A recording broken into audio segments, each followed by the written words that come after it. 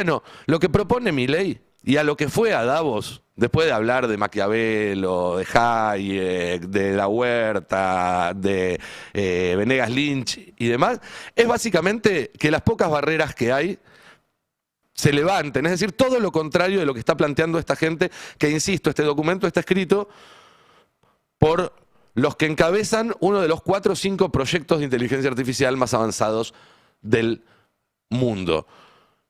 Y cierro esto con una reflexión que ya hice varias veces, pero que me parece que es lo más gráfico posible. Imagínense en qué clase de mundo estaríamos viviendo hoy si después de 1945 el desarrollo de la energía atómica lo hubieran hecho privados, los tipos más ricos del mundo, en total opacidad, sin ningún tipo de control y pudiendo hacer lo que quieran con ello. Bueno, probablemente ya no habría mundo del cual estar hablando, porque uno de los grandes éxitos que tuvo el siglo pasado fue haber logrado un sistema que contuvo un riesgo existencial, como era la bomba atómica, y lo neutralizó. Bueno, Trump, con la ayuda de Netanyahu, de Milei, etcétera, etcétera, etcétera, está deshaciendo aquellas trabas que volvían al mundo un poco más seguro en términos atómicos y al mismo tiempo está promoviendo un mundo absolutamente inseguro en términos de otra tecnología potencialmente tan peligrosa como es la inteligencia artificial.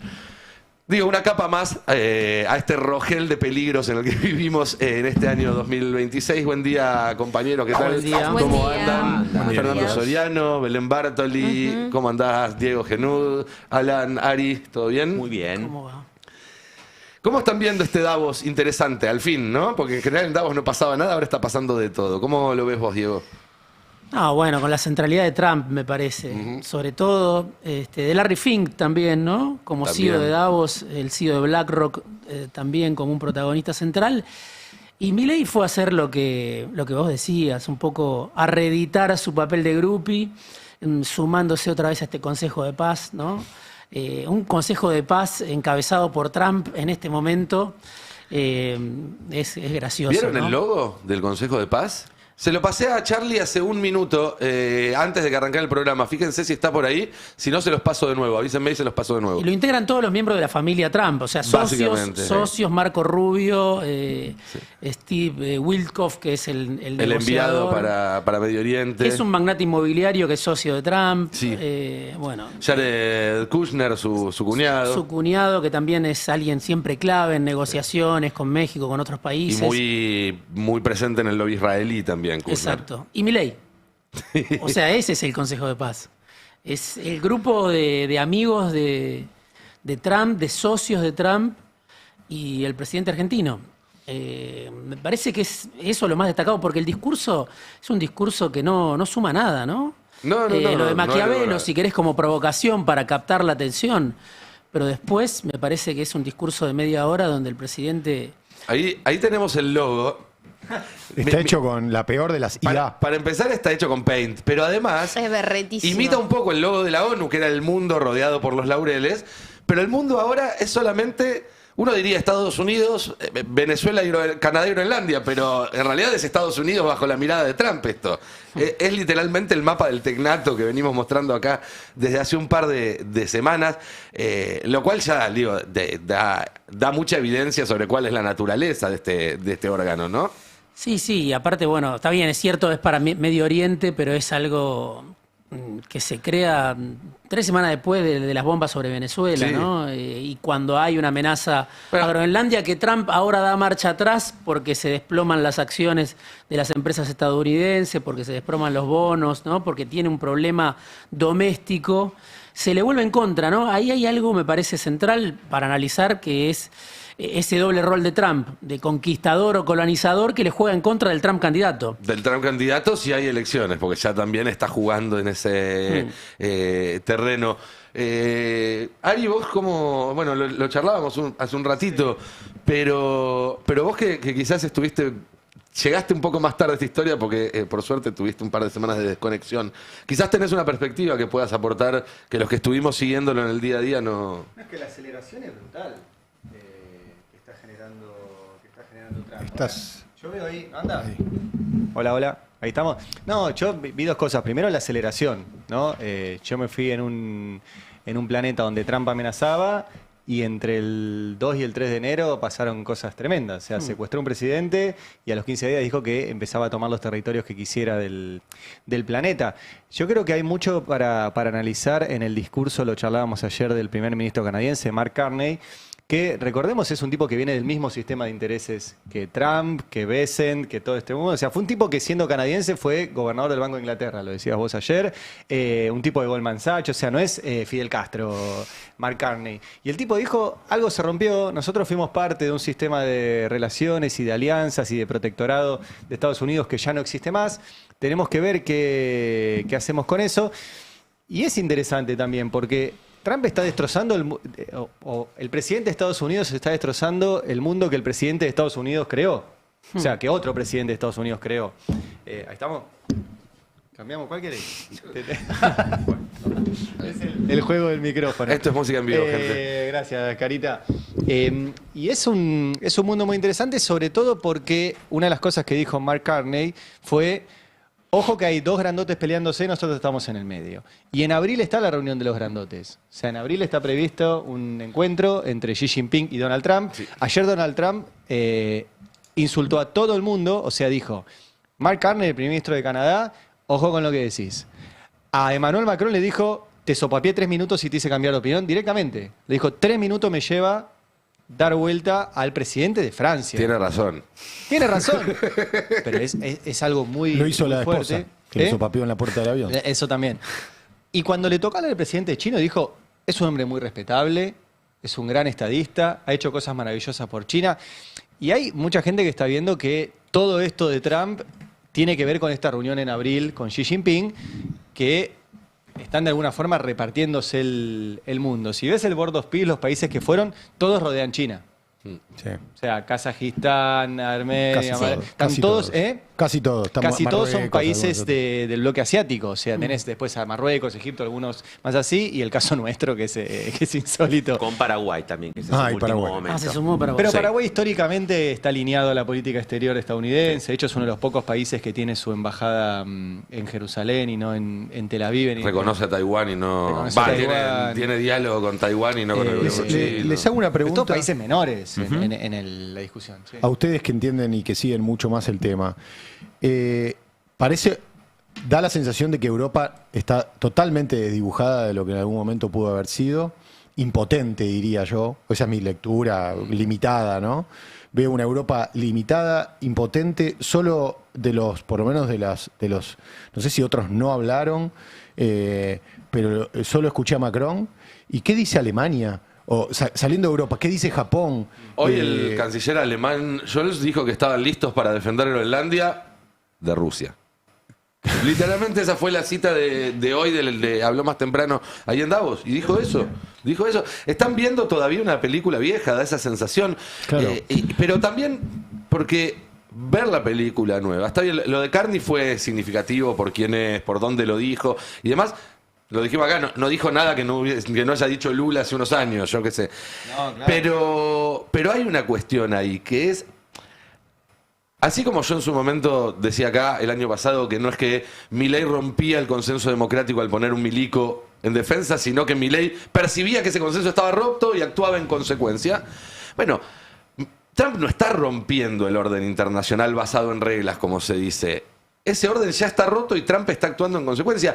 El orden internacional basado en reglas terminó de romperse en Gaza, porque no tiene sentido tener un orden internacional basado en reglas si no puede evitar un genocidio como el que sucedió en Gaza. Y antes de eso me parece que empezó a romperse para Europa, por eso lo traía a colación, no solamente con la invasión de Rusia a Ucrania, que también obviamente colaboró, sino con la reacción europea a eso, que tuvo que ver con congelar, por ejemplo, todos los capitales de cualquier ciudadano ruso, poniéndole, digamos, rompiendo un poco el consenso de que la propiedad privada estaba por arriba de cualquier conflicto entre países, prohibiendo la difusión de los medios que consideraban prorrusos en el territorio de Europa o de Estados Unidos. Y es al día de hoy que vos vas a Europa o Estados Unidos y te pones a scrollear en X y cuando llegás a un tuit de RT, de Sputnik y demás no lo podés ver.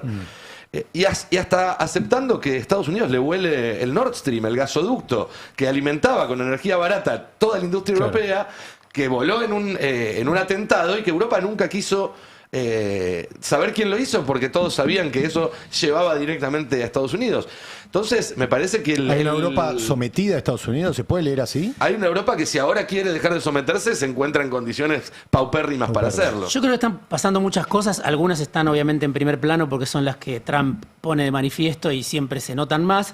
Pero al mismo tiempo veo que algunos líderes europeos viajan a Beijing. También, sí, Estuvo, claro. ¿no? El presidente de Canadá estuvo en Beijing. Ahora va el primer ministro británico. Sí, la y semana estuvo que también viene. Macron hace poco. Y el canciller alemán también. Viajan a reunirse con Xi Jinping en el lapso de 3 semanas.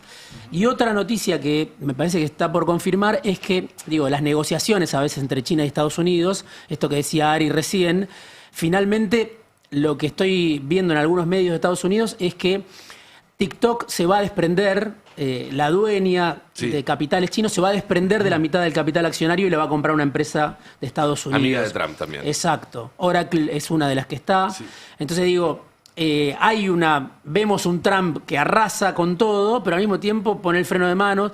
Vemos a una Europa muy subordinada, pero que al mismo tiempo empieza a girar y decir, me tengo que llevar mejor con China porque Estados Unidos me maltrata y me humilla. Bueno, pasó en Ucrania, ¿no? Entonces, me parece que todavía es temprano. Lo que sí está claro que cada movimiento de Trump desencadena otras reacciones. Y Yo también... creo que... pensaba en todo esto que estaban diciendo, como para agregar algún condimento más al debate. Le estamos pidiendo a Europa desde una mirada de la Argentina, ¿no? Nosotros lo vemos en una posición de debilidad, de subordinación de este gobierno nacional con los Estados Unidos, versus una historia argentina de larga data de cierta geopolítica exterior en la que más de una vez trató de ser, depende del momento histórico, uno de los faros de Latinoamérica junto a Brasil. Y le estamos pidiendo a Europa que reaccione o algo más en una posición de debilidad nuestra, cuando en realidad Europa tiene otra mirada absolutamente propia y contraria.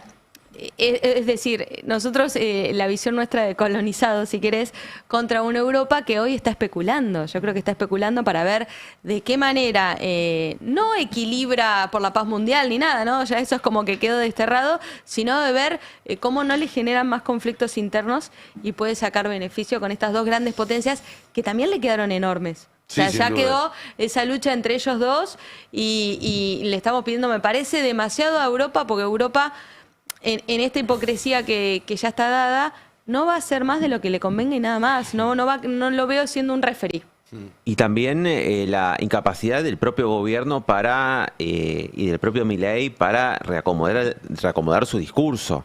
Porque el discurso de Trump y el de Milei, vos marcabas las contradicciones que han tenido ambos, y a pesar de esa genuflexión que tiene, esa predilección que tiene Milei por los Estados Unidos, no tiene la maleabilidad discursiva para poder adaptar su exposición en Davos a lo que acababa de suceder, cuando la contradicción está explícita, digamos. Son dos concepciones diferentes las que se presentaron sobre la economía, sobre distintas cuestiones, y Javier Milei también quedó con su libretito viejo repitiendo los hits de discursos anteriores de hace 2 años. Sin ninguna duda.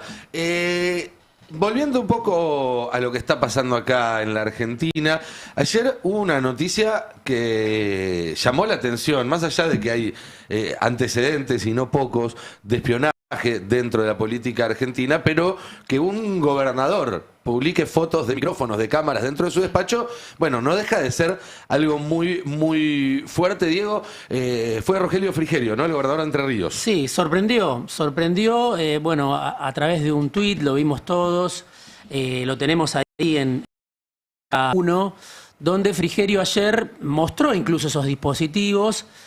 Hoy encontramos 3 dispositivos de espionaje en mi oficina y en la Secretaría General de la provincia, gobernador de Entre Ríos.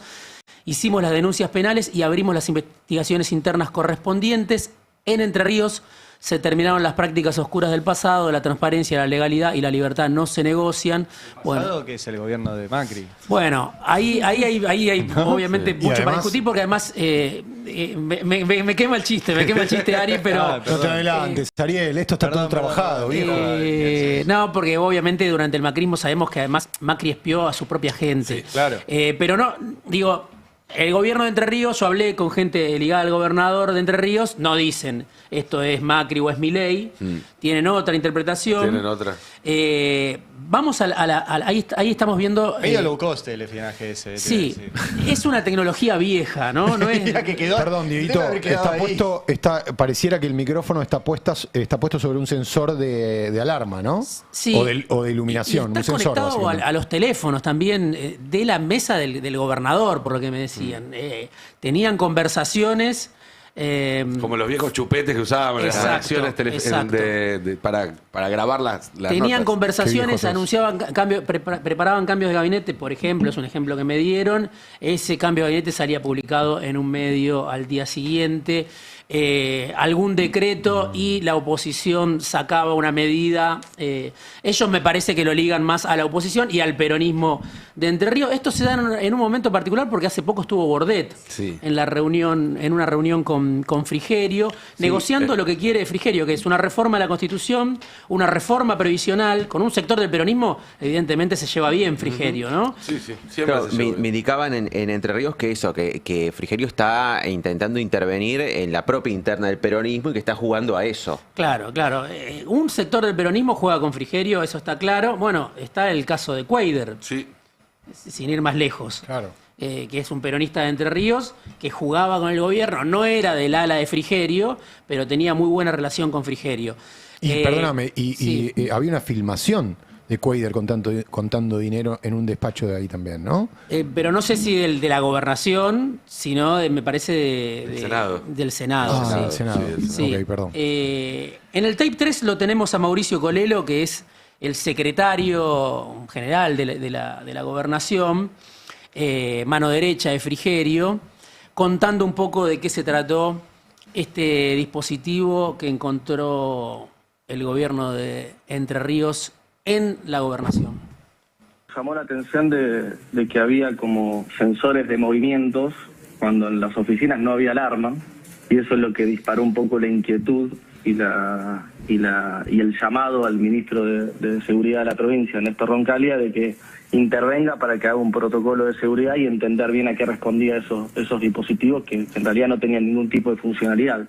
Y cuando hacen ese trabajo, ese operativo, encuentran que detrás de ese supuesto aparato de detector de movimiento había cámaras en condiciones de Eso poder te quería grabar preguntar, ahí tanto. está. Había cámaras en condiciones de poder grabar tanto en video como en sonido, lo cual habla de una situación primero muy desagradable para nosotros, pero sobre todo de una gravedad institucional muy grande, ¿no? Desconocemos si desde cuánto tiempo hace que están las cámaras, ni quiénes las instalaron, ni siquiera podemos decir con total certeza de que las cámaras efectivamente estén transmitiendo el contenido que están grabando. Lo que sí podemos confirmar con absoluta certeza es que no fueron conectadas ni instaladas ahí con nuestra voluntad, ni informados por alguna dependencia del Estado que tenga la competencia a cargo, con lo cual ya habla de una interferencia dentro de un ámbito privado que es una oficina pública, con la gravedad inclusive de que está justamente en la oficina del gobernador, y creo que son prácticas que tenemos que dejar de atrás. Bueno, el jefe de la policía es Néstor Roncaglia, que fue el jefe de la Federal Sí, durante el gobierno de Cambiemos. Bueno, tardaron un tiempo en descubrir esto. Hace rato parece Había que... sensores, pero no alarmas. Es espectacular. Sí, sí. Y además, bueno, ese dispositivo viejo, ¿no? Por un lado, el gobierno de Entre Ríos dice, no hay antecedentes de esto. Por otro lado dice, esto está hace 20 años en la provincia. Eso es el comunicado oficial, como que hay un sistema de espionaje local, según dice la gobernación, que existe desde hace 20 años y en este caso, bueno, lo tiene tomado a Frigerio, que hoy va a recibir a Dorni, que hoy va a recibir a Santilli, que obviamente es un gobernador de los más cercanos a Milei. Y cuyos senadores van a votar a favor del DNU de la CIDE cuando se trate en el Congreso, seguramente. Seguramente, ¿no? seguramente que sí. Seguramente que sí, como acompañaron todos, es uno de los más cercanos, tiene una excelente relación con Santilli, casi que diría que son lo conocen desde hace mismo. mucho. Pero bueno, después viene el comunicado del PRO y eso es lo que causa gracia también, Claro, ¿no? el repudiando el del comunicado PRO. que ayer lo compartían en el chat del PASE, creo que lo tenemos por ahí en la placa 4, y ahí sí me parece que es lo que marca Ari, ¿no? Porque estos hechos son gravísimos y nos remiten a las peores prácticas del pasado. Nuestro total respaldo a Frigerio.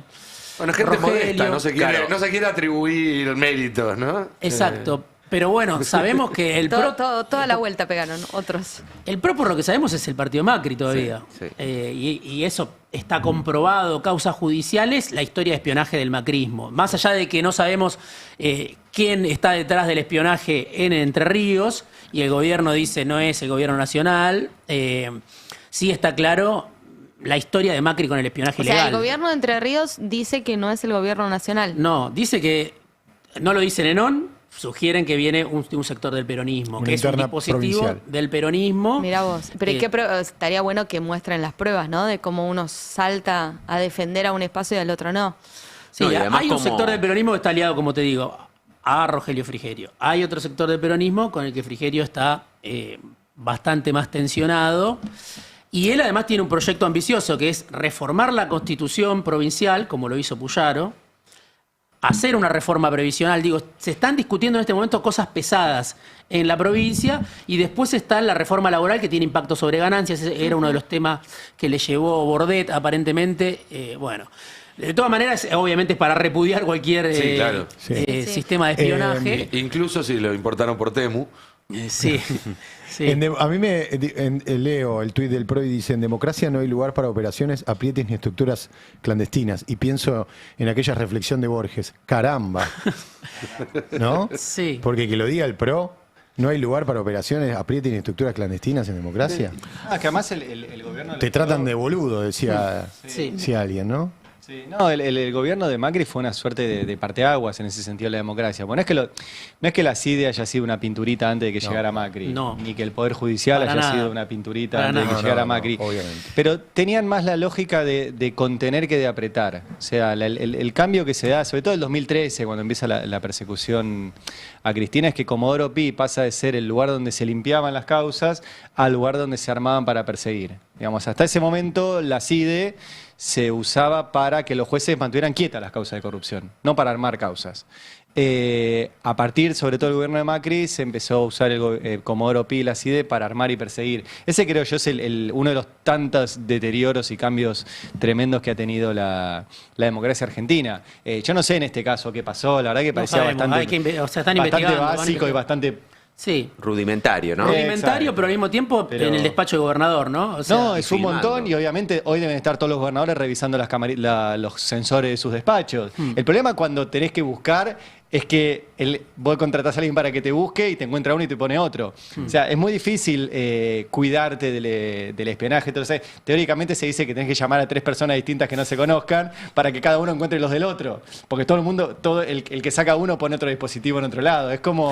Es muy difícil de detectar eso, pero sí, todo el mundo debe tener cuidado. Ya no hace falta poner un micrófono. O sea, para que se entienda, desde aquel edificio que está en la otra cuadra, a través de las vibraciones de este vidrio pueden escuchar lo que nosotros estamos diciendo. Ya no hace falta poner un dispositivo como el que pusieron Sí, ahí. Te digo más, o con está el celular. comprobado que hoy a través de las ondas de wifi se puede reconstruir buena parte de las Sí. cosas que suceden dentro de la habitación donde está puesto el router. Es decir, hoy Sí. hay sí, tecnologías sí, muy... Estiuso se caga de risa de estas Y- imágenes y- que ahora Peter Thiel vuelven. y Peter Thiel ni te cuento. Por eso, no digo Estiuso porque ahora vuelve contrainteligencia, también en ausencia de Ari, Sí. una de las No me cuestiones puedo ir, ¿viste? importantes, el decreto de Milei que empodera a la CIDE, bueno, recupera acciones para el área de contrainteligencia donde siempre reinó Estiuso, ¿no? Entonces, está bien el comentario que haces sobre qué va a hacer Frigerio cuando se discuta esto en el Congreso, y después la particularidad de Macri, que además yo creo que espiaba con más intensidad a los propios que a los ajenos, ¿no? Así es, algo que armaba venía de causas. familia incluso. Sí, sí. Recordemos. Sí, la Está familia. muy bien relatado en el libro de Ana Ale, en La Dinastía, un librazo, Sí, librazo. sobre la Lo tengo familia ese libro, Macri. Y que dice que Franco, el padre, no sé si lo cuenta ahora Macri en su libro sobre Franco, supongo que no, pero que Franco una vez estaba licitando no sé qué cosa y perdió por 2 centavos, no me acuerdo. Y dices, ¿cómo mierda se enteraron? Entonces dice, no, me espiaron. Y dijo, ¿esto vale? Fue como, pero así, ¿esto vale? Sí, bueno, Principio entonces... de revelación. Principio Total. de revelación. Y ahí Franco empezó a desplegar todo un sistema que es bastante caro de espionaje empresarial, que después Macri lo replica a nivel gobierno. Sí, pero que también, tanto en esa prehistoria de Franco como en el eslabón perdido, que es la causa por espionaje que le cierran cuando gana las elecciones en 2015, se mezclaba lo privado, lo empresarial, lo público político y lo familiar. Y lo porque él personal, espiaba todo. Es que al sí. cuñado, a los rivales políticos, a los empresarios del rubro, es decir, que era casi un modus operandi para su vida. En este programa especial que estamos haciendo sobre Mauricio Macri a través de las semanas. No tan gratificante como los que preparó Fero la semana pasada, pero casi. Pero recién charlábamos un poco de una réplica de eso, fuera de aire.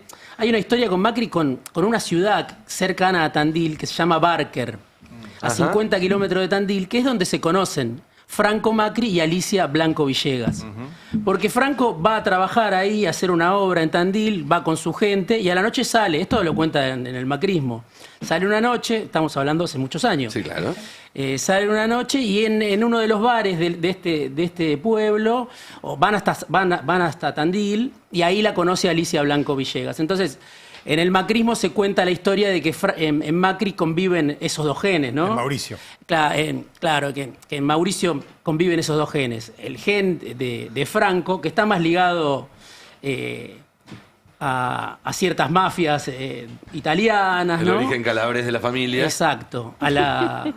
¿Cómo se llama? La Endrangheta. La Andrangheta y Blanco Villegas con la alcurnia de la Pampa Húmeda, Exacto. digamos, ¿no? De la Todos esos- oligarquía de la Pampa Húmeda. Cuando Mauricio entra a la panadería a buscar coquitos, es como el patrón Blanco Villegas, ¿no? Sí. Y se toma por asalto la panadería, ¿no? Y para las prácticas que veníamos hablando recién, non santas, Exacto. Es un Están las poco más fotos Macri, de ¿no? Macri en Tiene panadería, Tampoco creo que los sí, Blanco con las Villegas manos. fueran la madre Teresa Pero de Calcuta, era la me alta imagino. sociedad, ¿no? Sí, Era como sí, la sí. alta No, no, sociedad, claro, pero conviven algo más esos dos genes. aristocrático. Algo más, sí. Y que es algo que Macri también siempre tuvo hacia adentro porque él quería que lo aceptaran como si fuera un Blanco Villegas, pero actuaba como un Macri. Y Claro. siempre hubo ese recelo por parte de la aristocracia de medias blancas, de doble apellido y demás, porque Exacto. Macri era impuro en ese sentido. A Daniel Angelici se le adjudica una frase con respecto a eso. Un día dice, Mauricio se levanta Franco, en modo Franco, y actúa de una manera, por ahí ordena este tipo de pinchadura. Otro día se levanta en modo Blanco Villegas, ¿no? Y dice, no, yo con eso no tengo nada que ver. De ninguna manera. Emite estos Viva la comunicados, hace firmar estos comunicados. El por ejemplo. comunicado igual no aclara cuando habla del pasado a qué pasado. Claro. Por ahí, claro, se está refiriendo a Angelici dijo 2016, eso. 2017. Se le atribuye a Angelici esa frase de Macri. Que no tiene nada que ver con todo ese mundo. No, absolutamente. Dice que es un hombre pulcro y... Se dedica al deporte nada más. Al deporte y a las apuestas a las deportivas. apuestas. Acaba de salir una nota de Milei con la agencia Bloomberg. Es una de las dos notas que tenía planeadas para este viaje. En un rato vamos a tener algún recorte cuando podamos ir procesándolo. Sabemos que en las notas internacionales en general le repreguntan, cosa que no pasa acá cuando va a charlar con Majul o Trebuco o Viale y demás. ¿Tenemos ya algún corte? Bueno, vamos a escuchar, esto es de hace minutos nada más, el presidente Javier Milei en Davos hablando con la agencia Bloomberg. A ver, usted cuando diseña la política, y fue el eje central de mi presentación de ayer, usted diseña en cuanto a valores éticos y morales. Digamos, entonces, usted explíqueme por qué va a justificar que los argentinos, la gran mayoría de los argentinos, tengan que pagar más caro bienes que podrían conseguir más barato, porque también es falso que eso destruye empleos. Digo, es una de las grandes mentiras de los economistas keynesianos, que no les, que están arruinando todo el planeta, ¿sí? Y todo lo que tocan lo rompen. Pero, a ver, cuando usted abre la economía, ¿sí?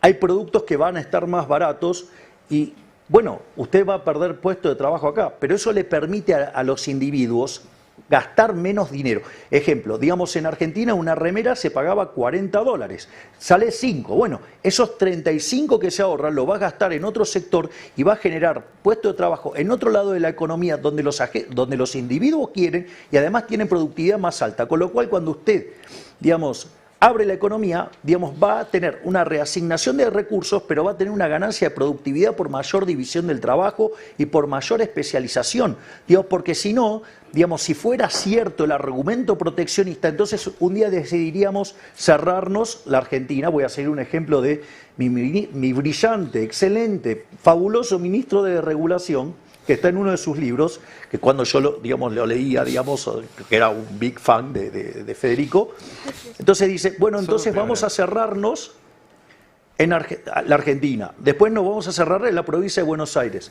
después nos vamos a cerrar en la capital federal, después nos vamos a cerrar en Palermo. Y bueno, cuando usted siga así, digamos, vamos a llegar en una manzana, digamos, o sea, ¿sabe cómo va a llegar eso? Bueno, ok, usted va a llegar a la situación de autarquía total, o sea, va a vivir solo. O sea, ¿cómo va a ser su vida? Miserable, porque se va a tener que hacer sus propias zapatillas, sus propias medias, su propio traje, su propia corbata, su propia camisa, su propio...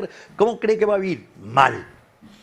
Entonces, digamos, el comercio genera división de trabajo, eso genera rendimientos crecientes, eso genera aumento de la productividad, genera bienestar. Por eso los países más abiertos son más ricos. Bueno, no solamente eso, que desde un día antes de que asumiera Milei ya se sabía que esa era más o menos su idea y ya muchos teóricamente podían explicar por qué no funciona, sino que 2 años más tarde está visto que no funciona.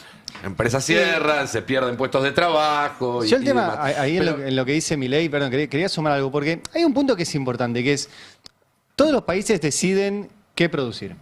¿Sí? Y es cierto lo que dice Milei, no es necesario que todos los países produzcan todo. O sea, no es necesario que la Argentina produzca todo lo que consume. Puede conseguir algunas cosas en otro lado. Sucede en los países que hay veces que producen cosas que solo hay en ese país. Por ejemplo, nosotros producimos carne. Hay países que no pueden producir carne porque no pueden... Ojo con las imágenes porque estamos en el tema anterior. Hay países que producen carne porque tienen carne, países que producen petróleo porque hay petróleo, países que producen gas y otras cosas. Pero con la industria es distinto. Porque la industria es lo único que vos no podés mudar a otro lado. Perdón, al revés. La industria podés mudarla a otro lado. Lo que está en discusión acá es si vos tenés un país de industria o de servicios. Los servicios es algo que vos no podés mudar a otro lado y los productos primarios es algo que vos no podés mudar a otro lado. Porque el petróleo está acá y la logística la tenés que hacer acá. La remera o lo que quiera Milei que entre, lo podés traer de afuera. Y es diametralmente o inversamente proporcional la cantidad de empleos que genera servicios y producción primaria de la que genera industria. Entonces, lo que dice Milei es, bueno, esos $35 que se ahorran por no comprar una remera, que es cierto que acá la ropa es cara, y que alguien puede decir, bueno, traigamos la ropa de afuera y que esos $35 vayan a otra industria. Lo que hacen los países serios es, si toman esa decisión de qué se produce, acompañan, pongo solo el ejemplo, no estoy diciendo que tenga razón, pero acompañan a la industria textil a reconvertirse para que esos puestos de trabajo y esas empresas no desaparezcan. Lo que está sucediendo en la Argentina es que desaparecen 30 empresas por día, dentro de esas empresas hay un montón de puestos de trabajo, esas empresas destrozan el entramado productivo, que no es solo esa empresa, sino todo lo que está alrededor, y el Estado deja liberado a que lo decidan otros países que produzcan. Te pongo un ejemplo práctico de una pyme que conozco bien de Villa Domínico, una pyme textil. Paró su línea de producción y empezó a importar. Y, bueno, claro. Suspendió a todos los empleados, dejó 2 o 3 para mover las cajas de un lado del depósito de la camioneta. Hay un agravante, así como decíamos que habló de Maquiavelo cuando el mundo estaba releyendo El Príncipe para saber cómo actuar, digamos, y diciendo que Maquiavelo está muerto. La idea de que una economía se dinamiza reemplazando industria por servicios es lo que aplicaron Estados Unidos, Inglaterra y demás en los 80s y que llevó a que hoy venga Trump a decir tendremos que volver a traer las industrias para acá porque no nos funcionó. Es exactamente eso lo que Trump está cuestionando. Pero además la idea de que reemplazar industria por servicios era algo positivo para el desarrollo de un país. Hay algo que está pasando. Ayer hablé con 2 empresarios muy preocupados en 2 rubros distintos. Uno, el RIGI. Me dice, el RIGI nos está fundiendo. Digo, ¿por qué? Me dice, mira, acaba de venir una empresa que va a hacer una inversión en una inversión minera y se trajo todo, pero todo es hasta los tornillos de afuera. Y puntualmente mucho de China, ¿eh? Sí. Mucho de China, la trajo entero. Eso es destrozar nuestra industria metalúrgica. Los números de ADIMRA, de la Asociación de Empresarios de la Industria Metalúrgica, son elocuentes. Es una debacle total. Y el otro que hablábamos, este lo hablé por fuera del aire, otro que hablábamos fue al aire, con uno de los dueños de Visuar. Visuar es una fábrica de heladeras, lavarropas y electrodomésticos Samsung acá en Cañuelas. Fabrican los electrodomésticos acá. Y recordábamos el ejemplo de Whirlpool, ¿se acuerdan? Sí. Que Whirlpool cerró, quedaron 200 y pico de familias sin laburo, y la explicación del gobierno fue esta que dio Milei. 200 familias contra 800.000 argentinos que van a comprar lavarropas más barato y van a poder destinar el dinero de ese lavarropas, que era más caro supuestamente, a otra cosa. Ahora, no es solo el lavarropa. Para hacer un lavarropa necesitas tornillos, chapa, plástico, una caja de madera para envolverlo, un tergopor que va dentro de la caja de madera para que no se golpee, la cinta que envuelve esa caja, el kiosquito de la esquina donde morfan los laburantes. Hay todo un entramado productivo que va cayendo como el famoso efecto dominó. Entonces, ¿son 200 familias? No, son un montón de familias más, porque el que hacía las cajas de cartón se queda sin venderlas, el que hace el tergopor que se hace en la Argentina se queda sin venderlo, el que hace la inyección plástica que va dentro del lavarropa se queda sin venderlo, y el que hace el bulón que va dentro del lavarropa se queda sin venderlo. Entonces, eso es lo que desmiente esta idea de Milei de, bueno, que vengan productos más baratos para que vos puedas destinar lo que te ahorrás en ese producto más barato a otra cosa. No va a existir otra cosa.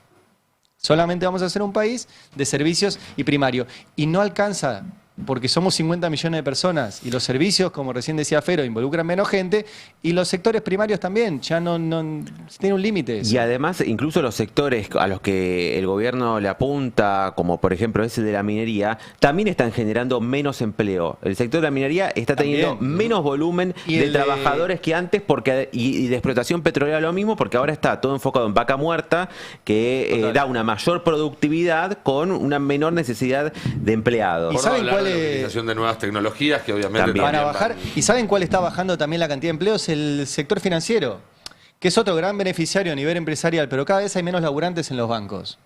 Están cerrando sucursales por todos lados en el país de bancos, dejan una computadora y arreglate, se están fusionando bancos, con lo cual va a haber menos trabajo. O sea, incluso en el sector que la está levantando en pala en este momento, está bajando la cantidad de empleados. Eso es, no va a haber nadie con plata. Y no es Maquiavelo, que es hace 500 años. Es John Ford en la década del 20. Henry Ford. John Ford es el cineasta. El tema es que, claro, no hay transición, Henry Ford en la década además, del ¿no? 20. En algunos rubros donde uno podría discutir, no hay transición, no hay reemplazo, Exacto. no se genera otro puesto de trabajo, otra fuente de trabajo genuina, y al mismo tiempo es brutal la apertura indiscriminada. Entonces florecen, por ejemplo, con la importación de autos chinos, Dietrich, Sí. ¿no? Sí, sin Reconvierte duda. su negocio, se dedica a importar. Antelo, que parece una figura es una figura de la década del 90, había quedado perdida en el tiempo, volvió ahora a importar autos chinos y a venderlos en sus concesionarias. Digo, se está reconvirtiendo todo, pero claro, el empleo de calidad que se pierde en tiempo récord no se recupera. Y hay algo más que tiene que ver con esto que es muy de Milei, ¿no? De encarar un tema desde lo teórico sin ningún tipo de bajada a la tierra. Porque esta cosa de, bueno, si en vez de achicarse de un país que es una provincia, después una ciudad y después una manzana, bueno, se podría hacer al revés. Si en vez de un país se hiciera una región o un bloque comercial, entonces tendrían mejores condiciones y después todo un continente y a lo mejor todo el mundo. Y es la lógica inversa en todo caso, pero también se podría aplicar de la misma manera, no tendría ningún sentido. Digo, lo concreto es que los países son hoy en todo el mundo la manera central de organizarse porque han demostrado a lo largo de los últimos 2-3 siglos que es el tamaño más eficiente, que más chico sos demasiado débil como para competir con otros y que más grande empezás a tener quilombos adentro. Y aún así hoy, cuando ves cuáles son los países que están yéndole mejor, lo hablábamos acá a la tarde, creo que ayer con Sebastián Schulz, son los países que son un subcontinente en sí mismo. Rusia, China, Estados Unidos, la India, países que tienen una potencia para poder impulsarse y si no, buscan, como Europa, conformar esa especie de uniones continentales de otra forma. Es al contrario la cuestión. No es solamente abrir todo, es buscar la forma de relacionarte que te resulte más positiva para tus intereses de tu país. Sumale dos cuestiones. Milei peleado con Brasil y Milei afuera de los BRICS por decisión propia, ¿no? Una posibilidad de formar parte de un bloque de países que incluye miles de millones de personas. Milei dijo me voy y además está peleado con Brasil, o sea que es muy difícil pensar cuál es el proyecto de futuro que tiene el gobierno de Milei, ¿no? Sobre el barco con las importaciones chinas de autos, vos sabés que fue una movida de prensa. La empresa contrató consultoras acá en Argentina para ver qué hacer para entrar en el mercado y tener un lugar importante en los medios, y lo que se resolvió era esto, que con un acontecimiento así grande como era esto, traer un barco lleno de autos, bueno, iba a generar eso, y bueno, esa es una movida de prensa para instalar la marca en Argentina, que bueno, irrumpió justamente en las noticias a partir de esto. Hay que ver si lo venden al mismo precio que se vende, por ejemplo, en Chile, en Uruguay, no te digo en China, o no, porque también esta semana lo que vimos fue que le sacaron un arancel del 30% a los teléfonos y los teléfonos siguen saliendo lo mismo. Que eso también es lo que pasa cuando el Estado se corre, que el más fuerte se aprovecha de las circunstancias y maximiza su ganancia. Los industriales del movimiento industrial es algo de lo que plantean habitualmente. Caen contra la industria textil porque es algo que te podés comprar afuera y te lo traes en la valija, pero cuando vos haces la comparación de precios, cualquier producto de base industrial en Argentina es más caro que en cualquier otro país del mundo. Entonces el problema no es una industria en particular, sino que hay que empezar a discutir todas las condiciones que hacen que los productos sean más caros per se. Así es. Escuchemos otro fragmento de la entrevista que acaba de dar el presidente Milei en Davos. A ver, lo que hay que entender, que en el proceso de estabilización, cualquier alternativa, digamos, la propia fuerza del régimen, puertas adentro, lo va a hacer fracasar. Entonces, desde mi punto de vista, digamos, lo que ha optado, digamos, Estados Unidos para darle solución a la situación es lo correcto, es lo que se puede hacer en este momento. Es decir, ya habrá lugar después de la reconstrucción para la transición democrática, y en ese momento, digamos, se verá, digamos, qué decisiones y cómo se va a avanzar en la democratización de Venezuela. Eso, digamos, al margen, digamos, del aprecio y la valoración enorme que tengo de María Corina, que es una amiga y una gran defensora de la libertad. Pero usted lo que necesita es que este procedimiento sea exitoso, no sea cosa que por apurarse, digamos, se termine retrocediendo. No le deben haber avisado que Trump publicó un mapa donde Venezuela está pintado con la bandera de Estados Unidos a Milei, porque evidentemente sigue hablando con la retórica casi neoconservadora, ¿no? Bueno, Estados Unidos va a llevar la democracia al mundo y demás, mientras Trump ya dice, no, esto es por el petróleo, esto es por el litio. No está mal tener un dictador. No está mal tener un dictador, en fin. No le avisaron que no tenía que caretearla más, digamos, ser un poco más sincero. No, igual incómodo se lo escuchó en esa respuesta, y era una de las preguntas dice cantadas. Democracia, digamos, ahí se le traba la retórica, le cuesta. Ya tenía que tener pensado que iba a contestar, porque era obvio que le iban a preguntar. Vengamos un poco a la Argentina, después podemos repasar un par de fragmentos más de la entrevista, pero hubo novedades en los últimos días respecto a la reforma laboral. Milei se fue a Davos diciendo va a salir sin modificaciones. En off the record en la Casa Rosada ya te dicen va a haber modificaciones, porque si no es muy difícil que salga. En la última semana se conocieron algunas manifestaciones de cámaras empresarias diciendo a nosotros no nos interesa, nosotros no estamos impulsando esto. Ayer hubo un grupo muy importante de gremios de los más combativos de la CGT, encabezados por la UOM, pero también bancarios y demás, que están planteando ya un plan de lucha, pero incluso en los sectores que eran más cercanos, más aliados a la Casa Rosada, le están poniendo una luz amarilla al trámite de este proyecto. ¿Qué pasó ayer en Mar del Plata, Alan? Sí, es Barrio Nuevo que se empezó a pronunciar. La reforma laboral de Sturzenegger está consiguiendo que el movimiento obrero organizado entre y encuentre la unidad. La CGT reencuentra la unidad con los distintos pesos pesados que tienen en las distintas ramas de actividad. Uno de ellos es Barrio Nuevo, que mañana va a organizar una cumbre con más de 500 con dirigentes en Mar del Plata, justamente para hacer lo mismo que ocurrió ayer en la UOM, es dotar al triunvirato de la CGT a que tome las medidas que considera necesarias. Paro y movilización es lo que están pidiendo los distintos sectores. La convocatoria que hace Barrio Nuevo, bueno, de una parte sorprende justamente porque fue uno de los arietes que tuvo Milei para la campaña en 2023, fue uno de los respaldos que tuvo. Después fue tomando distancia una vez que asumió el libertario en la Casa Rosada. Veamos justamente qué es lo que decía, escuchemos a Barrio Nuevo, que habló anoche justamente en la antesala, ¿no? Lo que va a ser esta cumbre, que era lo que decía respecto a el manejo que está teniendo el gobierno de la situación, es el Tape 3. El país lo maneja políticamente dos personas, uno es Karina y Martín Menem. La economía la maneja Toto con Javier Milei. Lo de Federico Thussenegger no ha ganado una todavía y hemos tenido charlas y honestamente creo que está equivocado. Me dijo, le vamos a sacar los aportes que tienen los sindicatos y los vamos a debilitar. Al término de la charla le dije, Federico, no le pisé la cola al león, porque el león se va a dar vuelta y te va a comer. A Javier. Le diría que él quiso imitar a Carlos Menem y no es Menem. Menem era un animal político. Era un tipo con experiencia, con mucha experiencia. Él no tiene nada de lo que era eso. Por eso creo que él adoptó a Lula y a Martín. Todo por el apellido Menem. No es, la verdad que no tengo ningún tipo de esperanza de Javier Milei de que pueda seguir, te diría, con las aspiraciones del 27. No lo veo. Y también se refirió a la reforma laboral y a las discusiones que está habiendo justamente en las negociaciones que hay en camino. El 4.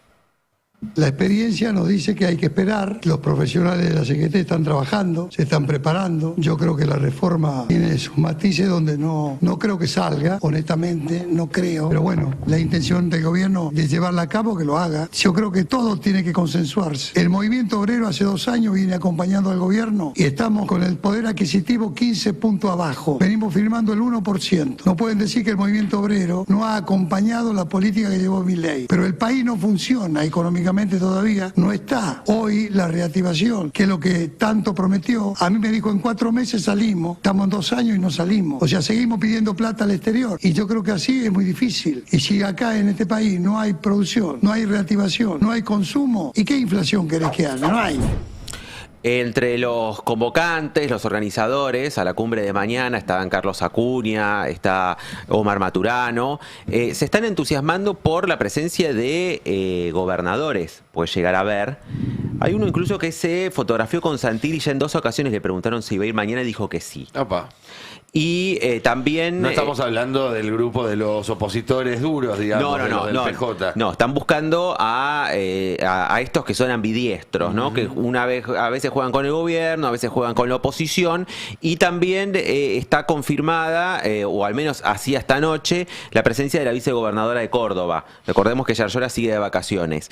Pero no es menor Córdoba. Para nada, No, claro. para nada. Por eso, a prestar atención a lo que vaya a ocurrir mañana, porque claro, en esta posición de Barrio Nuevo, que supo ser una figura clave en el respaldo a Milei, bueno, está también intentando torcer que esto que decía, ¿no? Que la reforma laboral no salga y buscando a esos sectores que a veces son aliados circunstanciales del gobierno. Escuchemos también a Abel Furlan, decíamos ayer cumbre en la UOM con esta premisa, ¿no?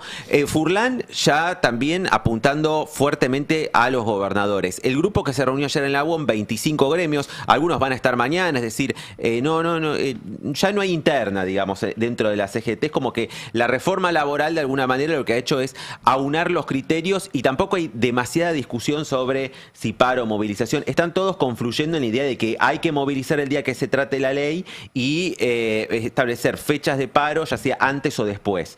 O sea que la CGT va a ir a un paro.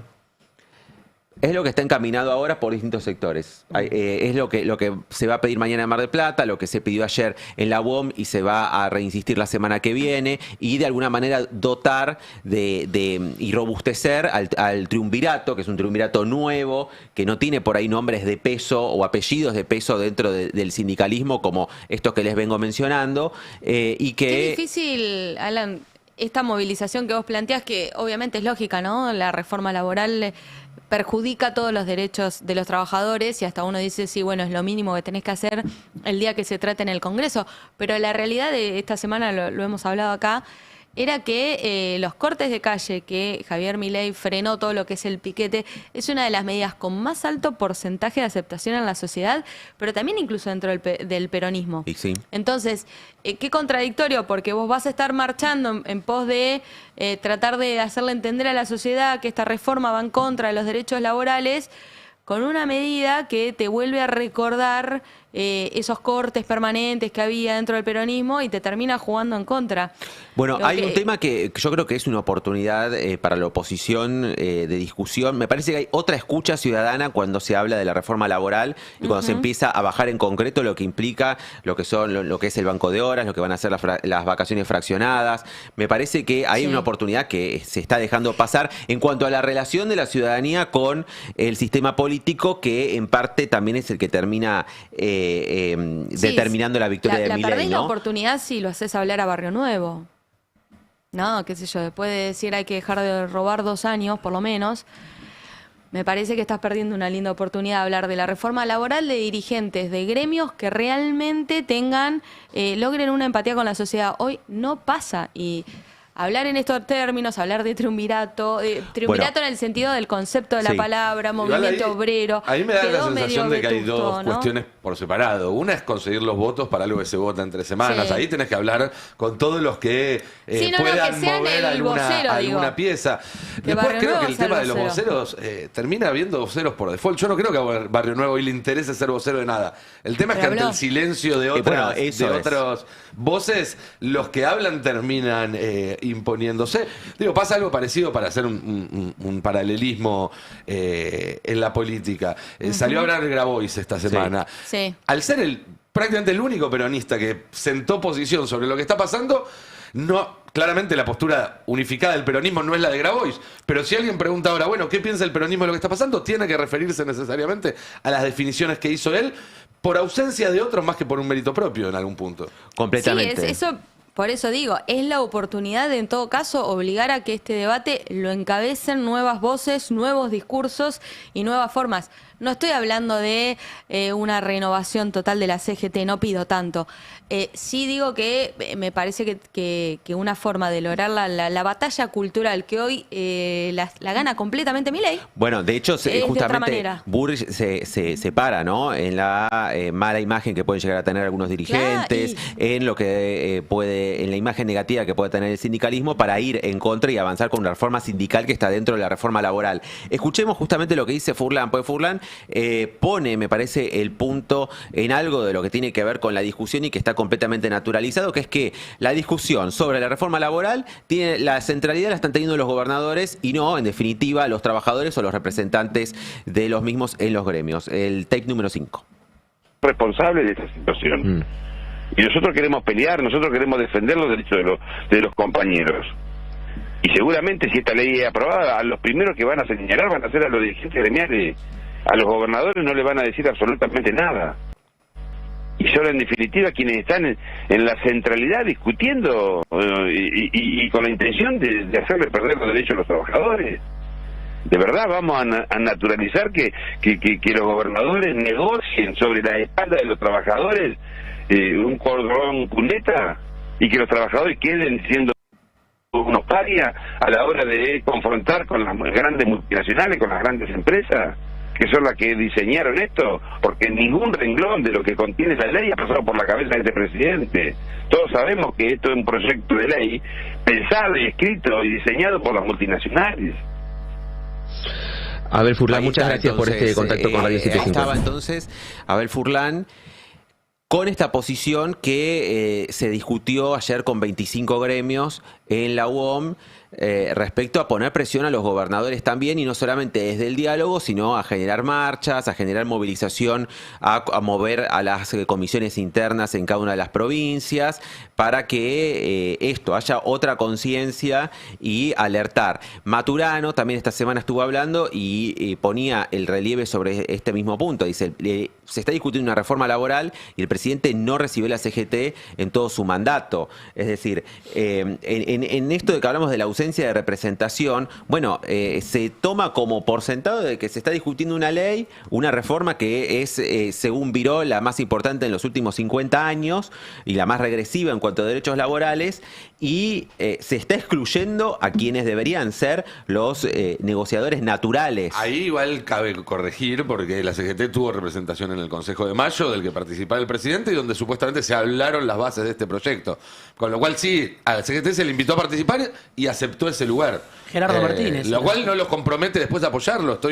Era Gerardo Martínez, el enviado, sí. Que se corrió después de a la hora de la presentación del proyecto. Es estrictamente cierto que no hubo una bilateral, si se quiere, entre el presidente y el movimiento obrero. No hubo una situación en la cual los recibió exclusivamente, pero sí tuvieron un lugar en la mesa, se los invitó y ellos aceptaron sentarse a la mesa. Y reuniones con Martín Menem, Santiago Caputo. Con Santiago Caputo, sí. Martín Menem, con otros interlocutores menos Santilli. oficiales.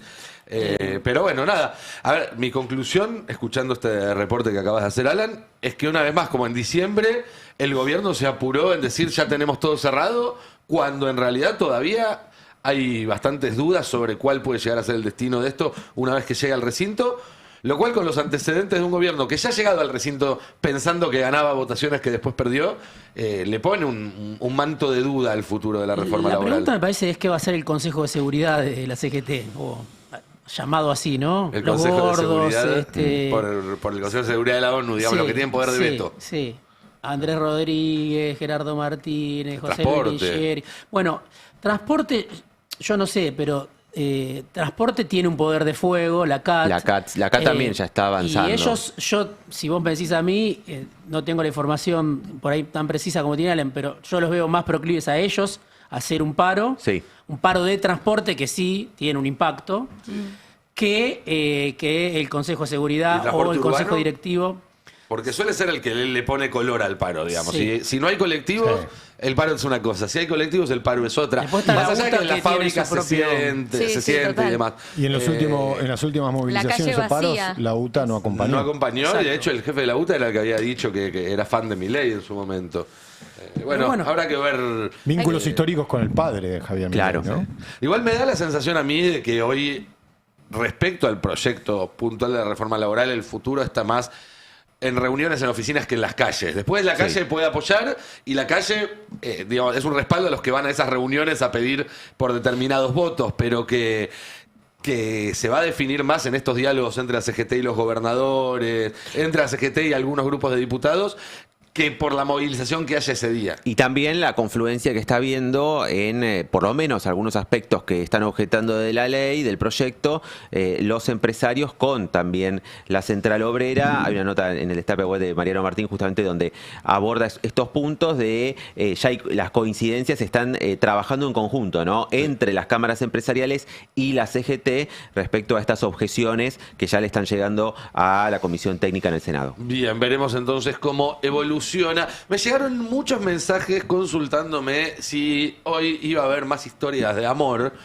Apá. Y la verdad es que no, Todos pero te ustedes miramos a vos. saben, y sí, por supuesto que todos lo miramos a Fero. No eran historias de amor tampoco. Bueno, no eran historias de amor, es cierto. Algunas sí, eran de otras no amor, tanto. otras de desamor y otras un poco más turbias, ¿no? Sí, pero ustedes saben que en todas las plataformas audiovisuales, Netflix y demás, las comedias románticas son las películas más vistas. Sí. Y el segundo rubro más interesante son las pelis de tiros. El true crime. Exactamente, el crimen real. Hoy no tenemos historias de amor o de desamor o de falso amor, pero sí tenemos algunas de tiros y de crimen real, Fernando Soriano. Sí, podríamos llamar a este humilde espacio ¿en qué anda la Policía Federal?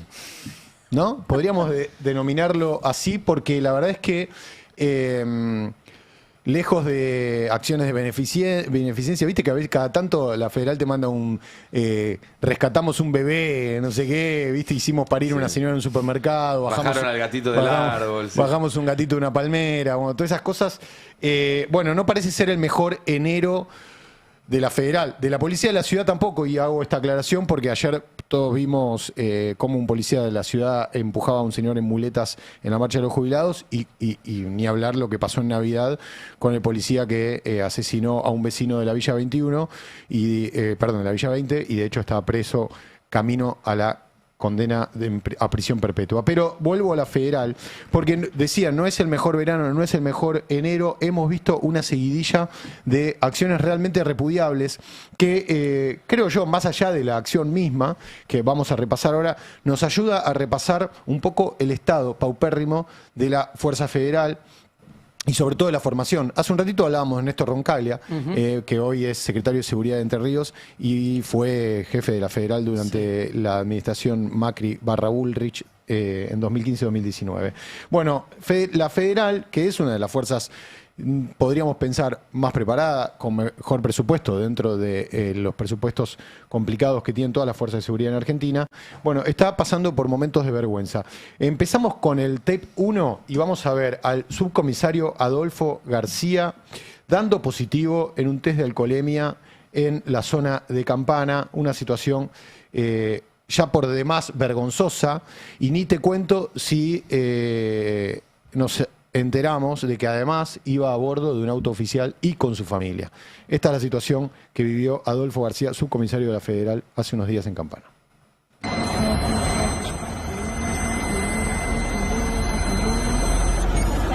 Retire por favor para arriba la bicicleta, nosotros estamos en el tercero. ¿Tomó alcohol, caballero? ¿Qué estuvo tomando? Y usted viene en un móvil oficial, señor. ¿Usted es policía? Y está tomando alcohol. 0.56. No solamente está circulando en un móvil oficial, usted es de la Policía Federal, está circulando con alcoholemia positiva y va con toda su familia, ¿sí? Usted no va a poder continuar manejando. Usted, como funcionario, tiene que dar el ejemplo. Usted es policía. Extraordinaria la actitud de la agente de tránsito que le dice, usted es policía, va circulando con una camioneta oficial, con su familia, no puede tomar alcohol. Recordemos que en provincia de Buenos Aires, donde sucedió este episodio, la tolerancia es 0, ya no es 0,5. De hecho, si hubiera sido 0,5 también le hubiera dado positivo porque le dio 0,56. Bueno, nada, no hay mucho más para decir que lo que vemos, el grado de irresponsabilidad de un policía federal que uno se pone a pensar, che, y después ¿cuál es un subcomisario? ¿Cuál es la línea que baja en su dependencia, en su subcomisaría? El hombre trabaja, o trabajaba, hay que ver ahora, en la división de delitos tecnológicos. Está bien, no es un área de calle, pero como decía la agente, y no hace falta agregar mucho más, debería dar el ejemplo. Peor, usando un auto oficial. Todo un desastre. Un hecho que se viralizó un poco más, que fue en realidad tema ayer de todos los noticieros, fue el cabo de la Policía Federal, que en el barrio de Villa Crespo, un barrio muy poblado, muy transitado por gente, llegó totalmente dado vuelta a bordo de su camioneta y empezó los tiros. Disparó 14 veces, drogado, dicen las noticias. Habrá que ver cuál es el desarrollo de esta noticia y el destino de este hombre. En el tape 2 vamos a ver a este cabo de la Federal tirando tiros totalmente drogado, como si, no sé, como si estuviera viviendo su propio sueño, su propia pesadilla. Ahí lo podemos ver detrás de una camioneta Jeep Cherokee. ¿Se sabe ya a qué se suponía que le estaba tirando? No se sabe. Porque la verdad es la calle estaba vacía en principio. Son tremendas. Sí, yo además vivía cerca de ahí, conozco ese barrio, entonces verlo en una esquina que reconoces lo hacen todavía más fuerte, porque decís, podría estar paseando con mi hija por la esquina, digamos, y recibir una bala perdida, pero pareciera que el tipo está peleándose con algo que no está ahí, ¿no es cierto? Contra sus propios fantasmas, sus demonios. Fíjense que está gritando, dispara. Eran las 5:50 de la madrugada, en la esquina, como decías, Nico, de Fitzroy y Muñecas. Claro, muy cerca de tu anterior casa, ahora que lo decís me doy cuenta. Un horario en el que, por suerte, además que no es una época de escolaridad ni de universidad, entonces había poca gente, pero estaban entrando operarios a una fábrica. Ahora vamos a escuchar. De hecho, uno de los que pasaba ahí resultó herido, pero acá lo podemos ver, para quienes no nos siguen en YouTube, les cuento, está apoyado, totalmente borracho o algo más, o sea, imposible de controlar su comportamiento, se refugia detrás de una camioneta y después se mete en el hall en el umbral de un edificio, hasta que se empieza a escuchar la voz de la policía que llega y le dice: flaco, tira el arma. Pero bueno. ¿Hubo algún pronunciamiento de las autoridades nacionales, ni de del Ministerio de Seguridad? Los de azul son los buenos. Ni de este ni del anterior. Eso sí, hoy Monteoliva, en un rato, va a presentar las estadísticas nuevas de homicidios en Argentina y de delitos, y seguramente van a dar bárbaro. Igual las estadísticas de homicidio en Argentina siempre fueron bajas. Y vienen bajando sostenidamente desde hace más de 4 gobiernos. Sí, exactamente. Así que digo, cuando hoy escuchemos a Monteoliva decir que el país de la libertad bajó los homicidios, bueno. Sí. Una cosa por no un quita lado la eso, otra igual.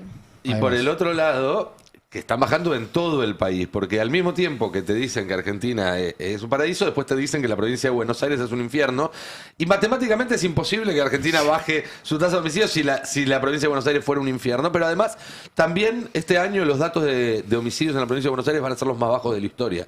Es decir, hay ahí un laburo que lleva muchos gobiernos en todos los distritos del país, o en casi todos los distritos del país, y que tiene que ver también, bueno, obviamente con factores que van más allá de la seguridad y que tienen que ver con lo otras social. cuestiones, evidentemente. Sin dudas, sin dudas. De hecho, un dato al margen, no sé qué va a salir hoy, por ahí lo podemos hablar en el pase de la tarde hoy, pero en general las mayores muertes en contextos delictivos son homicidios en riña. Sí.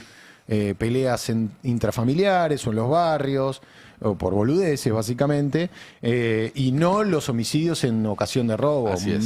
pero por escándalo. Ya lo vamos a hablar hoy a la tarde. Cuestiones entre vecinos, cuestiones de género también, Claro, obviamente. no, el género. intrafamiliares Una Cuestiones- mujer cada 25 horas matan en Argentina por ser mujer. Además, cuestiones de género, por supuesto. ¿Quieren escuchar algunas víctimas del cana para que A contaron? En el tape 3, Walter, víctima... te diría la peor víctima porque recibió un tiro en el pie. Y como Yapa, presten atención al final del video porque la pregunta del periodista es insólita. Tape 3. El vecino lastimado, gracias por atendernos. Hola. Hola, ¿qué tal? ¿Cómo andan? Bien, bien. Primero, Acá, ¿cómo estás vos de mejor. salud? ¿Cómo estás, Walter? Bien. Ahora estoy yendo el Hospital Güemes para hacerme por la obra social y por la RT. Claro, el Sanatorio Güemes, ahí en Córdoba y Acuña de Figueroa. Walter, Sí, ¿conocías al cabo vos? No, porque salió de la nada y estábamos ahí con los compañeros y salió a los tiros limpios y no, nunca lo había visto yo. ¡Qué locura! ¿Cómo fue la secuencia? A ver si nos la podés contar. Sí, porque estaba llegando al trabajo, estaba en la puerta para entrar y ya le había tirado a los compañeros, a la encargada que abrió la puerta y después cerró y bueno, llegué yo tras de ellos y otra vez empezó los tiros y me dio en el pie. En el pie. ¿Te dolió mucho? Sí, era así un dolor intenso. Sí. Flaco, le pegaron un tiro en el pie. ¿Cómo le vas a preguntar si le dolió mucho? No se agarró la puerta, el dedo con una puerta Que de la también fábrica. duele mucho, Que pero además mucho menos que un tiro en el pie. Pero, ¿te dolió mucho? Sí, fuiste al dentista, ¿te dolió mucho? No, le pegaron un tiro en el pie. ¿Pero qué estaba? Mirando TikTok mientras le hacía la Periodista nota. de TN, ¿no? Sí. Lobo. Guillermo Lobo. Capusotto lo llamaría de otra manera. Otro que tiene denuncias por violento. Es un tema muy serio, obviamente, pero lo podemos tomar con un poco de humor porque si no la vida es terrible. Veía supuesto. ayer un meme en las redes donde le preguntaban a un policía si había novedades sobre la investigación de este caso y decía que no porque habían escuchado a Milei decir que Maquiavelo había muerto y estaban dedicándole todo el tiempo a investigar los responsables de ese delito. Hay que tomarse las No, cosas la con cantidad un de poco más memes y de calma. chistes que dio lo de Maquiavelo muerto ayer en las redes pagó el día de las redes. Para Muchos eso y de pagamos muy buen Twitter. nivel. Sí, muchos y de muy buen nivel. Tengo 2 materiales más y ya los dejo tranquilos, chicos. Dale, cómo no. Para un poquito de archivo, el final va a ser un final desopilante, pero antes del final para seguir con esta seguidilla trágica de policías federales en situaciones delictivas, básicamente, tenemos a un jefe de la federal borracho que hace 2 semanas causó un accidente fatal. Y cuando digo fatal, es realmente fatal. El tipo iba borracho, manejando a la altura de Luján. Ahora les voy a contar los detalles. Y mató a una persona que se llama Vanessa Escalante. Miremoslo y después les cuento bien lo que pasó. Es el video... Perdón, teníamos un video, no sé si está. Era el 6, paño 6. Ahí está, mirá. Ahí lo pueden ver. Se cruza de carril, se lleva puesto un auto en el que iba un Prisma, en el que viajaba una familia de General Rodríguez, Marcelo Bemini, de 38 años, su esposa Vanina, que murió, de 36, y una nena de 14 años, que sobrevivió. Fíjense la magnitud de este impacto.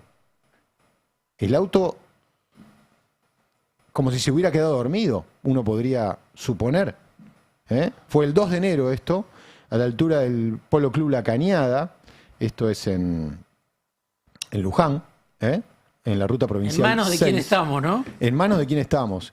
Estamos hablando de un hombre que se llama Gastón Maximiliano Montepeloso, 38 años, jefe de la División Unidad Operativa Federal, la DUOF, de la Policía Federal en la ciudad de Rafaela, Santa Fe. Un jefe de división es un cargo importante, digamos. No estamos hablando de un pibe que acaba de empezar. No es el cabo, digo, porque el cabo es un escalafón bajo. Es un... Este y el anterior de la alcoholemia son jefes. Sí, son jefes. Subcomisario en un caso, jefe de una división en este. El test de alcoholemia le dio 0,48 gramos de alcohol en sangre. En la provincia de Buenos Aires, insisto, es 0. Más que ineficientes son un peligro, ¿no? Sí. Son un peligro. Un peligro para, Y acá es para la ciudadanía. Porque además, entonces, más allá de la formación, yo me pregunto qué tipo de evaluación psicológica o de seguimiento psicológico hacen. Porque digo, todos tomamos alcohol si tenemos un evento social, casi todos manejamos, tratamos de no combinar alcohol de eso se trata. con manejo. Y somos ciudadanos, digamos, comunes. Pero además, cuando vos le agregás la responsabilidad civil de ser un funcionario público, ser un policía, ir armado, todo eso lo hace más complejo. ¿Cuáles son los seguimientos psicológicos? Y además de todo lo que venimos viendo, chicos, porque yo cada tanto vengo trayendo situaciones de policía, digo, todos los crímenes que hay, Sí, claro. el abuso de la fuerza. Bueno, esa es la policía que tenemos. Ahora bien, preparen el tape 5. ¿En qué anda la federal? Arranqué preguntando, ¿no? Bueno, anda en esto, escuchen. Tape 5. O recibir un pago en dólares, el método más efectivo para corroborar su autenticidad es el toca, mirá, gira. Toca el relieve en la figura del prócer y la denominación del billete. Mirá la marca de agua en la parte blanca que representa la figura del prócer y se observa tras luz. Y gira para observar la banda 3D en color azul en la que se puede observar el número 100 y la campana. Si tenés dudas, no lo aceptes. La prevención también es una forma de cuidar tu dinero. Ahí tienen, chicos. ¿Qué prevención de qué? No entendí. Voy a decir algo a favor del ¿Cómo oficial viene de esto? policía que grabó este video, o de quien haya escrito el guión. Tuvieron la ubicación de hablar de próceres y no de padres fundadores, como hacen muchos funcionarios de este gobierno para hablar de San Martín, de Belgrano y demás. Padre fundador es una figura de los yanquis sobre Washington y demás. Acá tenemos próceres, no padres fundadores. En este caso, el del billete era un padre fundador, pero está bien usar la figura de prócer porque es la que se utiliza acá en la Argentina. Nico, no podés defender el video. No, El no guión defiendo el tampoco. video, defiendo a la- No, está todo mal, está todo mal todo perdón. eso, está todo Ustedes mal. no entienden, es que está preparando la Policía Federal el escenario para lo que se viene ahora, que es el blanqueo de los dólares del colchón. Ahí va, está. Para que se blanqueen solamente los dólares correctos. Alguien me escribe por privado, me dice, yo guardaba los dólares falsos para coimear a la policía.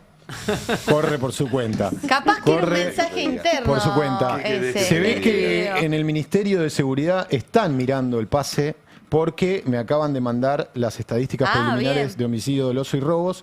Yo diría, si querés te digo el número principal, si no lo dejamos para el pase de la tarde. Tenemos una primicia. Tenemos una primicia. Esto se va a conocer en unas horas. Esto es una primicia exclusiva. Muy bien, muy bien. Los homicidios siguen en baja en 2025, una caída del 5.6 comparada al 4.4, o sea, una caída del 5,6 interanual, 3,7, lo estoy leyendo en vivo, por eso la desprolijidad, les pido disculpas. 3,7 cada 100.000. 3,7 cada 100.000 en el 2025, era 4,4 en el 2023. Es la tasa más baja de la historia, dice lo que me está Incluso pasando. con esta en Ministerio de policía. Ciudad. Incluso con esta policía. Es un milagro, es un milagro. En 2 años de gestión, dice el gobierno, bajaron un 17% los homicidios, 2.047 víctimas en 2023 contra 1.705 víctimas en 2025. Después, bueno, comparten un gráfico que a la tarde lo vamos a ver bien. El 70% de la reducción de homicidios en todo el país estuvo en las provincias del Plan 90-10. Bueno, esto es un chivo De Patricia. Sí, ahora de Monteoliva, pero Patricia. Estoy leyendo en vivo, les pido disculpas. Porque Bueno, no deja de ser una buena noticia. No, hay que por supuesto, decirlo, desde luego. pero de la que no es solamente responsable el gobierno nacional, sino que tiene que ver con laburo de muchas gestiones, viene bajando sin detenerse ya desde hace más de 10 años, bastante más de 10 años, yo diría ya para 15, y además que se da en prácticamente todas las provincias. Hay datos de Rosario y hay datos de robos, pero a la tarde lo vemos y lo vemos con los gráficos para que sea más claro. Muy bien, a la tarde entonces... Te en tiro el una primicia, Lanto, tarde mirá. de la pase, del tarde de la pase, mira, así estamos. Pase de la tarde. En el pase de la tarde, ahí va. Exactamente. Che, hablando de cosas que están todo bien o que están todo mal y demás, no sé si notaron, porque vieron que la CIDE está con un presupuesto importante y lo están además con un nivel de ejecución muy importante, cosa que no pasa en otras áreas del gobierno. Ayer, después del discurso de Milei, hubo una especie de coro sinfónico saliendo a destacar casualmente los mismos detalles del discurso.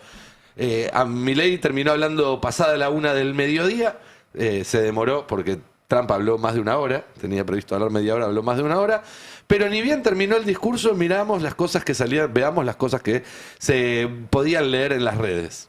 Por ejemplo, Jonathan Viale, coincido con este mensaje de fondo. América será el faro de luz que vuelva a encender a Occidente.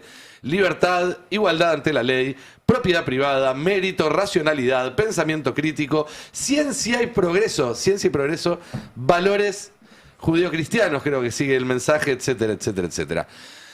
Lo cual, bueno, no llama tanto la atención. Un posteo de Jonathan Viale bancando al gobierno no es algo raro. Hemos visto otras veces, hemos visto el backstage de eso, digamos, ya conocemos esa relación.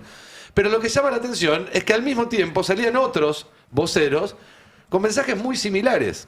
Por ejemplo, Gabriel Anelo, otro que sabemos que tiene una relación bastante cercana con el presidente Milei, que dice, este mensaje no puede pasar desapercibido. América será el faro de luz que vuelve a encender a Occidente. Mirá lo que son las mentes que piensan similar, ¿no? Libertad, igualdad ante la ley, democracia. Cámbienle el orden a la lista del supermercado, chicos, por lo menos. Estructuran el pensamiento igual, es genial. Le cambian la intro nada más. Hay una buena o se le pidieron a ChatGPT, no sé. Hay una buena sintonía. Pero son periodistas. No son periodistas. No, por ahí se juntaron todos a ver el discurso. No defendamos a la federal, no defendamos a este muchacho. Por ahí se juntaron todos a ver el discurso, dijeron almorzamos, vemos el discurso, concluyeron eso y fueron publicando. Tal vez estaban mirando ópera en Olivos y se terminaron de poner de acuerdo. Bueno, no se puede, cada uno encontrará su propia interpretación, pero la verdad es que es un papelón. La verdad es que es un papelón y que en otros lugares y en otras épocas eso significaba ya la pérdida de credibilidad para esta gente que el día de mañana va a volver a pararse delante de un micrófono, delante de una cámara y hablar como si tuvieran algún tipo de autoridad moral. Y no solo eso, sino algo que suelen hacer mucho, que es poner el dedo duro y empezar a señalar a otros. Bueno, cada uno sabe lo que hace y desde qué lugar habla. Belu, hay un nuevo capítulo en la novela de Nucleoeléctrica. Sí, el martes, Nico, contábamos que en Nucleoeléctrica estaban pasando varias cosas. Es la compañía más importante que tenemos en la Argentina en lo que es el desarrollo de energía nuclear. Y lo que estaba sucediendo es que ya venía hace varias semanas marcando el periodismo, sobre todo distintos medios, contando distintas denuncias por alteraciones en las contrataciones a empresas, en este caso una empresa de limpieza. Vamos a hacer un pequeño repaso. En la placa 2 vamos a arrancar, porque todo esto arranca cuando el año pasado, en abril de 2025, se nombra como presidente de Nucleoeléctrica a Demian Reidel, ¿sí? Sí. Bueno, él, contamos el martes, pero lo repasamos porque el público se nos renueva, fue durante la gestión de Mauricio Macri, vicepresidente del Banco Central de la República Argentina, y el año pasado estuvo como asesor del presidente Javier Milei dentro de la estructura de jefatura de gabinete. Sí. Bueno, pasa a estar en Nucleoeléctrica.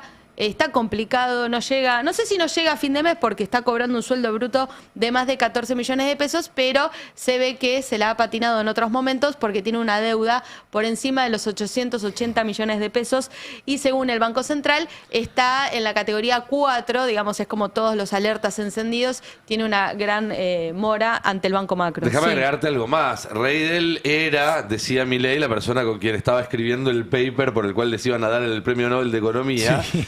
Ayer lo publicaron, no da ni para decirle paper, porque no tiene bibliografía. No, es un texto liso y llano. No van a ganar el Premio Nobel de Economía por eso. No. Pues no sé. No sé. Y ya si el de La Paz te lo regalan y después lo regalás vos. Qué sé yo, permíteme dudar. Bueno, pero ¿qué pasa cuando Reidel llega a Nucleoeléctrica? La placa 3 cuenta, la 3 y la 4 vamos juntas, las primeras medidas que toma Demian Reidel, ¿no? Lo que hace, despidió sin causa a Fernando Monserrat, gerente general de la empresa, hace más de 40 años que tiene trayectoria dentro de esto. Prestemos atención a todos estos nombres porque hubo novedades. También se lo nombra a Marcelo Fama, que es íntimo amigo de Demian Reidel, estudiaron juntos en el Instituto Balseiro. Y la placa 4 muestra que se lo llama también, se lo nombra a Hernán Pantuso, ¿sí? Se le crea un cargo, no existía el cargo de gerente de coordinación administrativa y lo nombran. Hombre también de confianza de Reidel, fue exfuncionario en el OPDS, que era el Organismo Provincial de Desarrollo Sustentable en la provincia de Buenos Aires. No existe más, esto fue con Daniel Scioli, ahora dentro de PBA tenés lo que es el Ministerio de Ambiente. Hablé con trabajadores del Ministerio de Ambiente que estuvieron en la época de Pantuso, cuando, ahí lo estamos viendo en la foto, cuando él estuvo en el OPDS.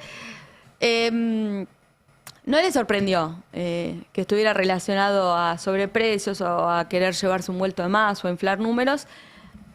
Dicen que pasaba más seguido de lo que debiera de pasar dentro del OPDS. No vamos a profundizar en los detalles que me brindaron, básicamente porque no tenían pruebas, sino lo que me decían es hubiéramos acudido a la justicia. Bueno, ¿qué pasa? Empieza a ver desde que el gobierno nacional publica en el boletín oficial que quiere vender el 44% de las acciones. Bueno, empiezan a verse distintas formas de trabajar en Nucleoeléctrica que llaman bastante la atención por esto, porque hay una denuncia muy particular sobre una licitación que se llama, ya les digo cuál es la placa para que la mostremos, la placa 9, que es la denuncia la hace una de las varias, la empresa Distribion, donde dice que, por ejemplo, ellos lo que decían era que en la contratación a la que se había llamado había mucha diferencia con una de las empresas de limpieza, primero porque se le daba mucha relevancia a esta empresa y segundo porque perjudicaba a las anteriores. También lo que se decían es que cuando vos llamas a este tipo de licitaciones dentro de la empresa de Nucleoeléctrica, no se te presenta cualquiera porque tenés que pasar muchos exámenes, ¿no? Tenés que tenés que tener un número alto, no solo en la parte de la oferta económica, sino también en la infraestructura que posees y en el conocimiento, en el expertise. Entonces, cuando se presentan varias empresas, es raro que se bajen varias. Por ahí en otros procesos licitatorios no, es más común, pero en esta no porque, digamos, todas más o menos compiten, después se terminan definiendo por cuestiones menores. Pero lo que dice Distribon, sí, la empresa, es que se vio perjudicada porque se le quiso aumentar lo que se estaba licitando de $600.000 a más de $7 millones y además porque desde Nucleoeléctrica pedían el triple de personal que tenía que estar para este trabajo de limpieza, que lo vamos a ver en la placa 10, donde ellos cuentan en esta denuncia que lo que decía Nucleoeléctrica era que se estaba pidiendo hasta 3 veces más la dotación estimada, porque ellos entendían que entre las vacaciones, entre la licencia, entre algún faltazo que podía pegar algún trabajador, entre comillas, ese día, vos necesitabas para cubrir eso el triple de personal, a lo cual la empresa decía, no, no es así, no es necesaria tener el triple de personal para que se vea beneficiada otra empresa. No lo mencionan en la denuncia, pero sí estaban haciendo alusión a LX, esta empresa que en 2019, en la campaña de Cambiemos, fue uno de los aportantes truchos. Todo esto empieza a crecer, todo esto empieza a generar un clima de mucha tensión dentro de Nucleoeléctrica y ayer se reúne el directorio para tratar todas estas denuncias, porque es importante decir que estas denuncias se realizaron en el Comité de Integridad de la empresa y al directorio. Una de las denuncias más importantes las hizo el gerente de operaciones, Juan Pablo Lonasco, sigue todavía trabajando ahí. Mañana les voy a traer mucha información porque la denuncia de él es tremenda, realmente no creo que pueda seguir trabajando Pantuso, porque la verdad que están todos los dedos marcados. ¿Qué es lo que decide el directorio? Bueno, correr a Pantuso, justamente le quitan la firma, ¿no? No está desplazado, pero si quieren la placa 6 lo pueden ir conociendo, aquellos que van a YouTube, van a verle la cara a Hernán Pantuso. Él estaba como gerente general de Nucleoeléctrica. En realidad ayer me comuniqué con él y él lo que dice es que sigue trabajando, sigue cobrando el salario, lo que no tiene firma. Entonces le pregunté, bueno, ¿no se te complica, digamos, en un cargo administrativo donde vos cada directiva que tenés que dar necesitas autorizar una firma, una resolución? Dice, bueno, yo tengo que respetar la decisión de ellos. Lo corrieron, le quitaron la firma, sigue cobrando el sueldo, va a seguir yendo a Nucleoeléctrica. Pero Pantuso no es el único que ha quedado desplazado. Vamos con la placa 7, así también lo conocen a Marcelo Fama. A él también lo corrieron del cargo, gerente de coordinación administrativa, también le quitaron la firma. Y una buena noticia, si se quiere, la placa 8 vamos a mostrar a Fernando Monserrat. Yo les había contado que lo habían echado sin causa alguna, un trabajador que es muy querido dentro de la empresa, me remarcaron esto, y que lo reincorporaron al cargo de gerente general de Nucleoeléctrica, es decir, la firma que tenía Marcelo Fama, que se la sacaron, se la devolvieron a Fernando Monserrat. Esto sí lo vieron como una buena noticia dentro de la empresa porque es una persona con mucho conocimiento, que viene de hace muchos años y que realmente conocía a Nucleoeléctrica. También es importante, lo que me querían remarcar de Nucleoeléctrica es que van a seguir operando las plantas, esto se mantiene porque hay más de 2.900 puestos de trabajo en esta situación. Querían correr de estos cargos jerárquicos que tienen una visión política o están respondiendo a un pedido de Javier Milei de una pseudo privatización. Vamos a ver cómo avanzan todas estas denuncias. Cada 15 días más o menos el directorio se reúne para ver qué es lo que va a pasar. Pero en estos días prometo traerles las dos denuncias, digamos. La que hace Nolasco, muy puntual, contra Marcelo Fama, y cómo responde, y contra Marcelo Fama y contra Pantuso, y lo que responde Pantuso. Las estuve viendo ayer hasta muy tarde porque eran muchos documentos. La verdad que lo que muestra Nolasco, la forma en cómo se direcciona la licitación para que vaya a LX, la obscenidad con la que se manejan los estudios a última hora de factibilidad que piden para subir los números y que le dé en favor de LX, son obscenos. Digamos, realmente están todos los dedos marcados. Quiero ver qué hace el directorio de Nucleoeléctrica, porque tranquilamente esto lo podés presentar ante la justicia y estás hablando de muchas irregularidades como funcionario. Pero bueno, eso se los voy a traer cuando, tal vez mañana, para que lo vean y para que vean las pruebas de lo que está pasando en Nucleoeléctrica. Lo importante acá también es el foco de la cuestión. Atucha 1, Atucha 2 forman parte de la empresa Nucleoeléctrica Sociedad Argentina, NASA por las siglas. Este gobierno libertario quiere vender el 44% de las acciones. Y otro dato que no es menor, creo que no lo llegué a pasar, pero lo que me decían de la empresa... que es superavitaria, ¿no? Es superavitaria, exacto. Dio el 7,5% de la distribución del país, la dio Nucleoeléctrica y batió récords. Es decir, una empresa que tiene todos los números para bien, pones a funcionarios a cargo con todos los números en rojo. Y además, ¿por qué querés deshacerte de un activo que te hace ingresar dólares? Bueno, ahí es donde vos ves la verdadera decisión política y también el guiño de Israel, que lo marcábamos con quienes se reunían estos funcionarios el martes. Pero vamos a seguir Israel con esto porque Israel y los Estados Unidos ni hablar. Pero es muy, muy marcado lo que está queriendo hacer el gobierno nacional y cómo ayer el directorio se lo frenó tajantemente porque evidentemente es muy obsceno lo que está pasando. Bueno, ya nos estamos yendo, hay que decir también, no lo llegamos a comentar, pero hablando de denuncias y demás, renunció el secretario de Transporte, Luis Pierrini, va a ser reemplazado por Fernando Germán.